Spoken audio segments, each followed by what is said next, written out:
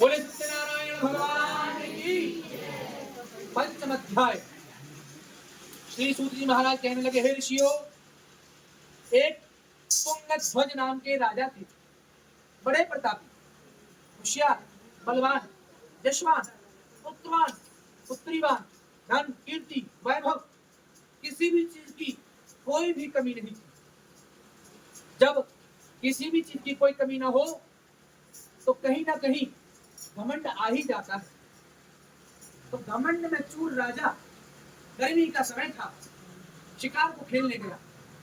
शिकार को खेलते हुए, मारते हुए, गिराते हुए गर्मी से व्याकुल हो गया और वहीं एक बड़ के पेड़ के नीचे बैठ गया। सेठ राजा ने देखा कि सामने ही कुछ छोटे छोटे बच्चे भगवान की पूजा अर्चना कर रहे थे। तो घमंड में राजा ने न तो भगवान को नमस्कार किया, और जब कथा हो गई बच्चों की, प्रसाद बांटा बच्चों ने, तो सबसे पहले जाकर के राजा को प्रसाद दिया। राजा ने हाथ में प्रसाद लिया और फेंक दिया।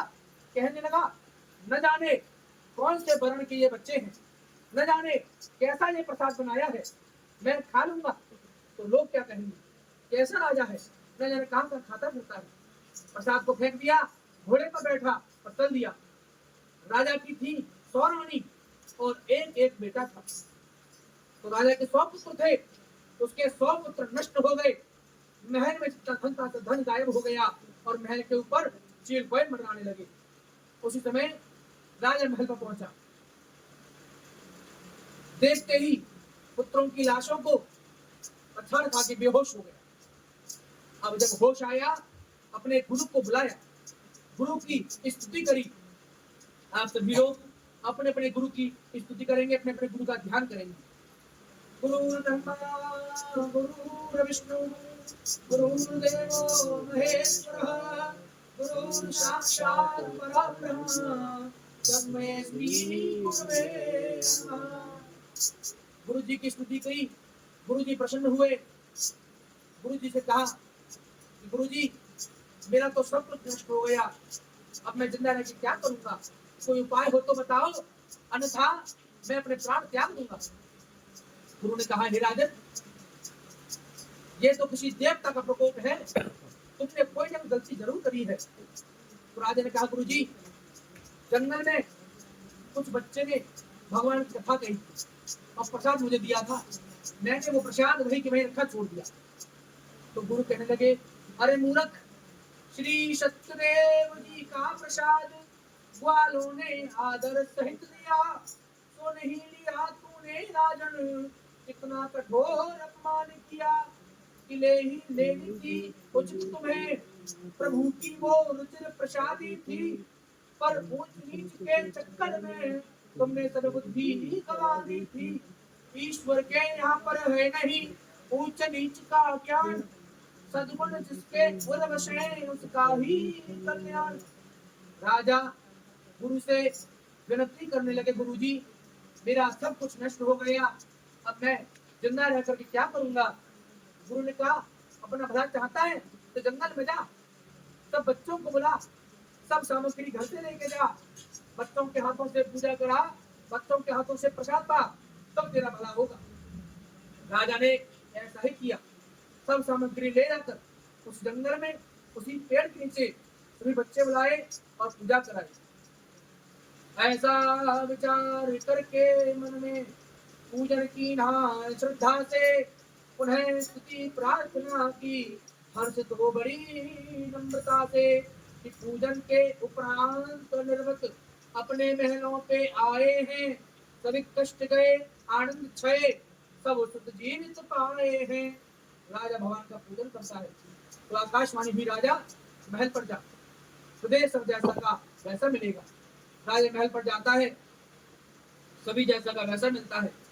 तो सूत जी महाराज कहने लगे कि हे मुनियों, इस प्रकार से सत्यनारायण जी का व्रत विशेष फल देने वाला है।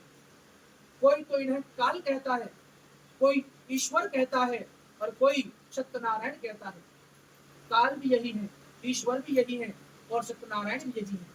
अंत काल में सभी प्रकार के सुखों को भोग करके श्री वैकुंठ धाम को प्राप्त होते हैं। अब मैं आपको बता दूं, जो कथा आपने सुनी है इस कथा में 5 अध्याय हुए और इन 5 अध्यायों में जिसने कथा कही, सुनी और कहलवाई, उन्हें क्या फल मिले।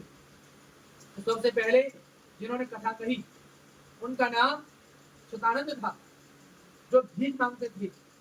वे अगले जन्म में सुदामा बने, जो कि श्री कृष्ण के परम मित्र थे, सब जानते हैं, पर भगत भी थे। भगवान में श्रद्धा और भक्ति होने के कारण सभी प्रकार के सुखों को भोग करके श्री वैकुंठ धाम को प्राप्त हो गए। दूसरे अध्याय में लकड़हारे थे, जो लकड़ी काटने जाते थे। वे अगले जन्म में केवट बने। रामचंद्र जी के चरण कमल धोकर जल को पीने के बाद ये भी मोक्ष को चले गए। तीसरे अध्याय में एक राजा थे उल्कामुख। वे अगले जन्म में महाराज दशरथ बने।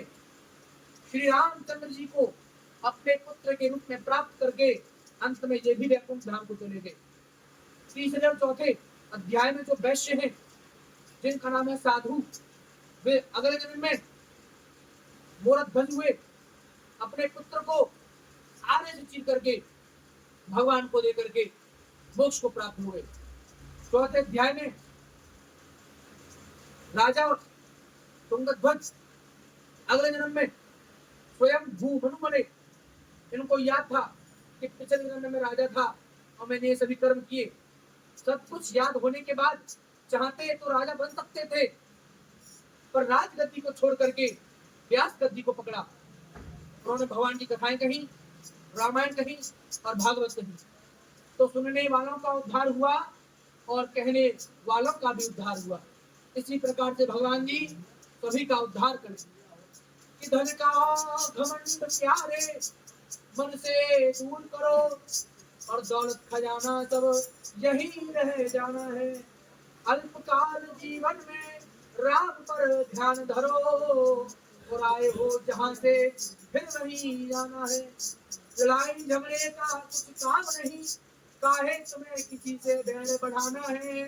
लाखन में एक बात तुम सबको बता रहा हूँ, काहू को सताओ मत, अंत में जाना है। बोलो सत्यनारायण भगवान की